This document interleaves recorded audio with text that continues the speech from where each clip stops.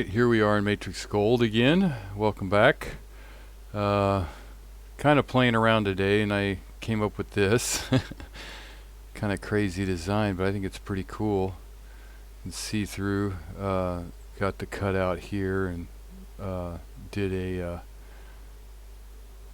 flow to surface with some stuff that was inside the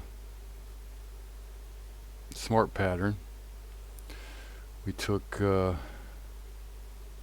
we have to select surface, can't do that, but it's in the smart pattern. You can get all these designs here, this one here and the cutout there. You could get inside MatrixGold, but I just thought I'd throw this up there.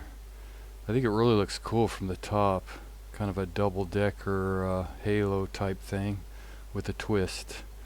But there you have it. There's a lot you can do with it. I think it's pretty cool. Let me know what you think. Thanks for watching.